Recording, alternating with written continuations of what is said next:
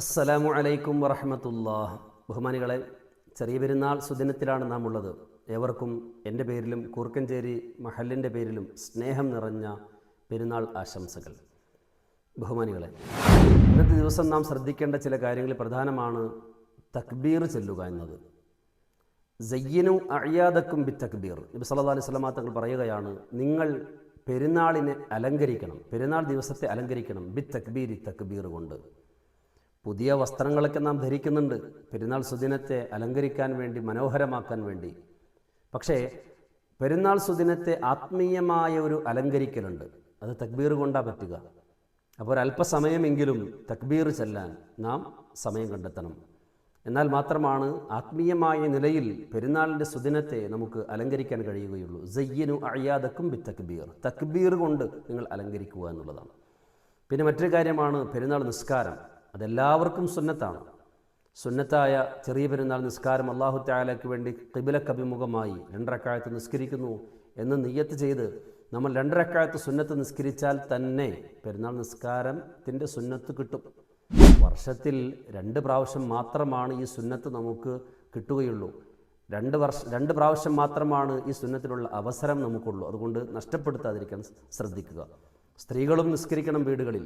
ഈ നിയ്യത്ത് ചെയ്ത് തക്ബീറത്തുൽ ഇഹ്റാം ചെയ്ത് കൈകെട്ടിയതിന് ശേഷം വജ്ജഹത്ത് ഓതുക. വജ്ജഹത്ത് ഓതിയതിന് ശേഷം 7 തക്ബീർ ചൊല്ലണം, കൈ ഉയർത്തിക്കെട്ടണം. അല്ലാഹു അക്ബർ, അല്ലാഹു അക്ബർ 7 പ്രാവശ്യം കൈ ഉയർത്തിക്കെട്ടിയാൽ തന്നെ ആ സുന്നത്ത് കിട്ടി. ഇനി ഓരോ തക്ബീറിനെയും ഇടയിൽ സുബ്ഹാനല്ലാഹി വൽഹംദുലില്ലാഹി വലാ ഇലാഹ ഇല്ലല്ലാഹു വല്ലാഹു അക്ബർ എന്ന് പറയൽ സുന്നത്തുണ്ട്.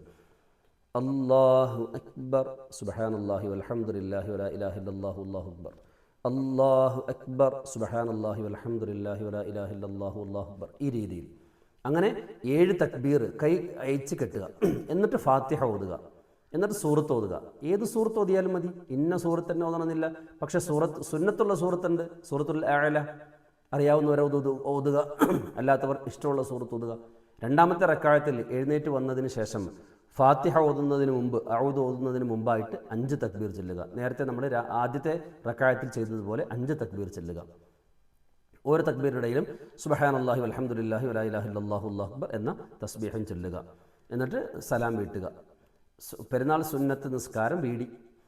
ഖുത്ബ എന്നത് പെരുന്നാൾ നിസ്കാരത്തിൻ്റെ നിർബന്ധമായ കാര്യത്തിൽപ്പെട്ടതല്ല, ഷർത്തിൽപ്പെട്ടതൊന്നുമല്ല, സുന്നത്തായ കാര്യമാണ്. അപ്പോൾ അതുകൊണ്ട് തന്നെ ഖുത്ബ ഓതുന്നില്ലല്ലോ എന്ന് ഓർത്തുകൊണ്ട് ആരും പെരുന്നാളിൻ്റെ സുന്നത്ത് നിസ്കാരം ഒഴിവാക്കരുത്.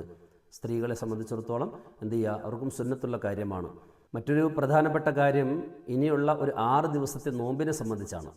ശവ്വാൽ മാസത്തിലുള്ള 6 ദിവസത്തെ നോമ്പ്. നബി സല്ലല്ലാഹു അലൈഹി വസല്ലം തങ്ങൾ പറഞ്ഞു, മൻ സാമ ഷഹ്റ റമദാൻ, ആരെങ്കിലും റമദാൻ മാസത്തിൽ നോമ്പ് അനുഷ്ഠിച്ചു, അത്ബഅഹു സിത്തം മിൻ ഷവ്വാൽ, ഷവ്വാലിൽ നിന്ന് 6 നോമ്പിന് തുടർന്ന് നോമ്പ് അനുഷ്ഠിക്കുകയും ചെയ്താൽ അത് കഅന്നഹു സാമദ് ദഹർ, കാലഘട്ടം മുഴുവൻ അവൻ നോമ്പ് അനുഷ്ഠിച്ചവനെ പോലെയായി എന്ന് നബി സല്ലല്ലാഹു അലൈഹി വസല്ലം തങ്ങൾ പഠിപ്പിക്കുകയാണ്.